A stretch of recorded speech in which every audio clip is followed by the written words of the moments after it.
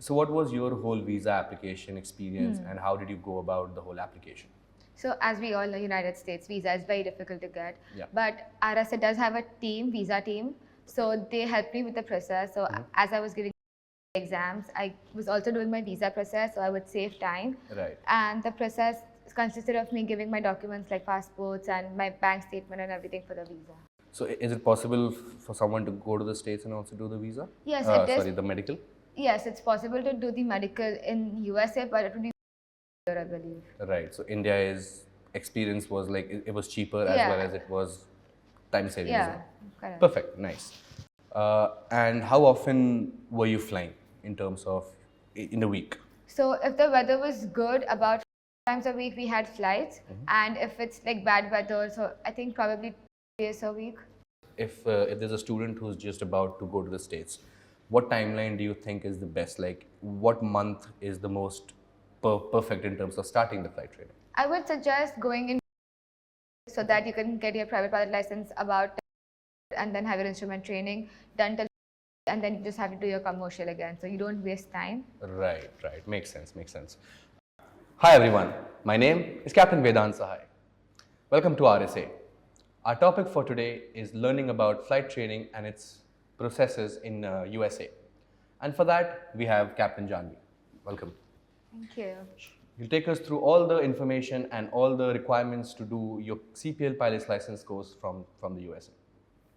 So first things first, Janvi, why did you choose USA as your flight training country? So when I came to RSA, so we were looking for options like would suit me and my parents best for flight training. Right. So USA seemed to be a little bit, took lesser time, took better quality of training. So my parents and I, we were more keen on United States. Right, I see. So in that whole process, like, were you also looking at different countries alongside USA? Yes, I was looking at for other countries as well, but the United States seemed to be the best for me. So what was like the differentiating factor between those countries and the US?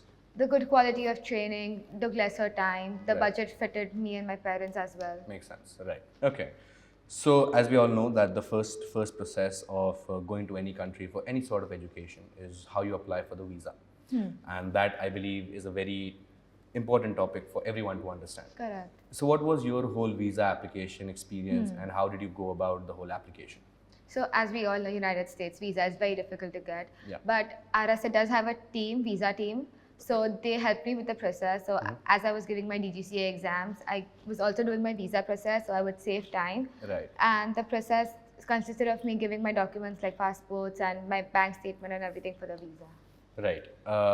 Like, was there also an interview involved in this entire visa Yes, process? I did have an interview for it, and I think it took me about 4 weeks to get my visa. Right. So as I finished DGCA exams, I also had my visa in hand. And you can leave for the States at the moment you have your visa, or is there like a time limit to after like a month or something that you can No, once you get your visa, you have like time when you want to leave. leave? Right. Okay. Nice. Perfect. Next topic for that would be to understand that because all the countries which offer flight training, they also have their particular standards for medical for pilots. Yes. Is there a particular FAA or like the US medical which you had to do? Yeah, so we all have to do a FA medical if you're planning to do flight training from USA. Right. So I did mine from India as I would save time and money. Right. Okay. So is it possible for someone to go to the States and also do the visa? Yes, it is. Sorry, the medical? Yes, it's possible to do the medical in USA, but it would be more costlier, I believe. Right. So India's experience was like it was cheaper as Yeah. well as it was time saving. Yeah, correct. Perfect. Nice. Now that you have done your visa and your medicals are all done and everything, you reach States. Okay. How was the course divided in terms of the phases of flight training? So as I went there, we had to enroll for the flight training program and everything. So Right. as I enrolled, I got my student pilot license, which doesn't need any hours. Okay. And then after that, I had my first solo, and then I had my private pilot license at about 60 to 80 hours average in Right. USA. 60 to 80 hours. And then after that, more 40 hours for instrument training. Okay. And then combined of all with 250 hours, you get your commercial license. Right. And is the instrument rating done before the CPL in USA? Yes, you can do it before or after as it suits you. Okay, that sounds good. The entire breakdown of the phases. You started off at what time of the year accordingly to you? I went in April 2023. Okay, so last year, very recently. Yes, yeah, Oh, very nice. recent. So, what does like a typical day in a student's life look like as a trainee pilot, as a student pilot? So we have a schedule as like when we have flights or ground lessons scheduled.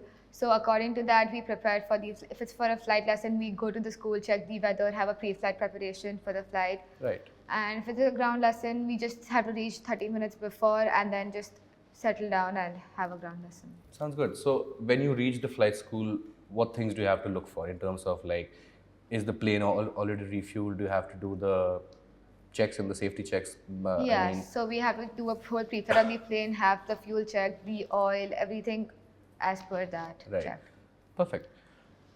And how often were you flying in terms of in a week? So if the weather was good, about 5 times a week we had flights, and if it's like bad weather, so I think probably 2 days a week. Right. So, which brings me to my next question. Around what time of the year do you generally have bad weather? Because I believe every country has like that patch of bad Yes, weather. correct. So, you were in the States, so if you can explain to us about that. So about November end to Feb, there is a bad weather. So you can do instrument training in that period, Okay. but not like visual flying, like private pilot license or commercial license. Right. So, if there's a student who's just about to go to the States, what timeline do you think is the best? Like, what month is the most perfect in terms of starting the flight training? I would suggest going in March or April so that you can get your private pilot license about till October and then have your instrument training done till February, and then you just have to do your commercial again. So you don't waste time. Right, right. Makes sense, makes sense. You have flown, I believe, a lot of aircrafts. Which was like the most prominent for you to experience flight training in? I would say Cessna 172s because they're more stable and just more maneuverable. So they're really Nice to fly in. Yeah, Yeah. very lightweight also. Yeah, that's true. Perfect. Your school had more aircrafts in terms of like the types of aircrafts? Yes, they also had a couple of other aircrafts like the Seneca, the Seminole, or the Cessna 152s. Right, okay. But you found the 172 to be the most Yeah, perfect. they also fitted my budget pretty well. So usually in USA, what's the fleet like? Like, is it for like different schools? Is the fleet different, or is it mostly 172s? Most of the schools do have 172s or 152s, but they also have other aircraft. But this is the most common one.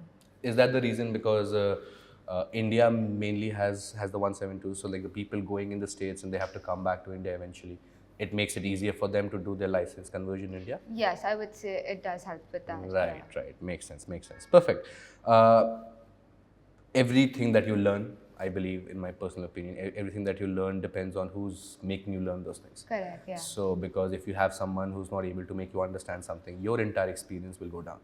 So, how would you like to describe the instructors around your school, or instructors basically in general in the States? So they should be very patient as to be like they're teaching you, so they shouldn't be very aggressive when it Right. comes to that. Yeah. They should also have better communication, Right. and they should also be friendly so that if you need help, you can approach them, and they're not very unapproachable. Right. So the approachability is what makes the difference. Correct, Right. yes. Any personal anecdotes about your instructor ever? He was really helpful and very motivated me throughout. Like when I had important milestones coming my way, he was Yeah. always there to help me through it. That sounds helpful as well. Yeah, true. Yeah, because I remember from my CPL days, I had a few instructors who weren't really nice. Maybe their approach worked for a few students, but it didn't work for me. So I know what you're talking about in terms Yeah. of that wavelength which matches. Beautiful. So that makes sense. And again, just like learning how to drive a car, I remember that when I was learning how to drive a car, my dad used to give me a hard time. Everyone has that one point in any sort of training which they kind of don't get at first. So was there something for you which you found hard to understand? Yeah, so when you just start flying, it's very new, like the controls, everything, the feeling is very different. Yeah, correct. So it's very difficult to maintain straight and level flight at first, Right, and then right. once you get the hang of it, and then comes instrument training, where you just have to look inside the instrument panel and fly, Right, which right, gets yeah. more difficult. So how did you go from learning how to fly an aircraft just by looking outside to immediately flying the aircraft just by looking inside? How was that transition period for you? So you learn a lot more in ground lessons than in flight lessons. Right. So that, and then you also have to do chair flying, which means just sitting on a chair, thinking about a cockpit, having to visualize you flying, and then just doing the procedures over and over again, Right, and constant practice. Nice. That makes sense because yeah, keep on doing something, it makes it better. Yeah. You know, nice. Anything which you okay? So yeah, the one thing that I wanted to ask you was, as you said that some things were difficult for you to understand. If someone is facing the exact same thing, because I believe every pilot does at one point in their career, how would you like to explain to them that maybe a different kind of approach or maybe a different learning experience might help them overcome that difficulty? So talk to your instructor, see what techniques or tricks he has for you to be better at it. Right. Have chair flying, constant practice, that could only help you. Now, do you think talking to friends who are about the same stage as you are Yes, also about the helps? same stage or at a further stage than you, yes, they could help. They might have gone through the same process, the same feeling, and they could Right. have better advice also. Right, makes sense. Uh, now, the fun part of the question. You have flown in the States. It's a very open country to learn how to fly in. Yes. It gives you so many experiences in terms of airspaces, airports, and stuff like that. What was your core memory or like the happiest memory of your entire flight training? So my parents visited me to the States, and Beautiful I place. took them for a flight. So that was one of the most beautiful memories I've had. Right, and you went like around the airport or like on a cross Yes, country or like something? no, not cross country, just around the airport. Showed them the rivers and the lakes and all Nice. the airports and cities from Ahmedabad. And is this something that the school allows people to do, or like you had to request for a special permission and stuff? No, the school does allow. In US, overall, most of the schools do allow for you to take the parents with you Right. or any passengers. Perfect. That sounds nice. Yeah.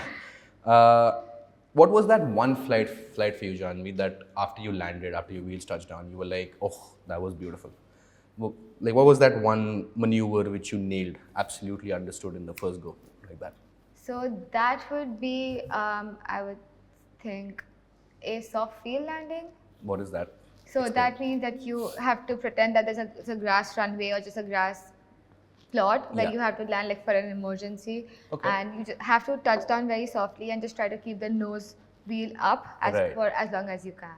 And is this something which you might do on a normal basis in the States, like land on the grass runways and stuff? No, it is not normal there. So it's to maybe teach you in case that you have an engine failure or yeah, something. if and you you have don't to land on any- a grass plot or something for sudden, then yes. So yeah, it takes you back to that standard in the USA Yes, because the quality, the correct. teaching Because and if you've everything. planned for everything, if you know about things already, then you might not end up in a bad situation. Yes. That makes sense. Nice. On the contrary, what was like the worst thing for you to learn? I think power of 180 What is because they're like a precision landing where you have to pretend that it's an engine failure for an aircraft, Right. and you have to select a point on the runway. Right. So you have to touch that aircraft down on that same point. So it requires a lot of judgment, a lot of precision. Okay. And how much time do you think it took you to understand that entire concept? Couple of hours. It just throughout constant practice, and then Right. I got the hang of it. Right.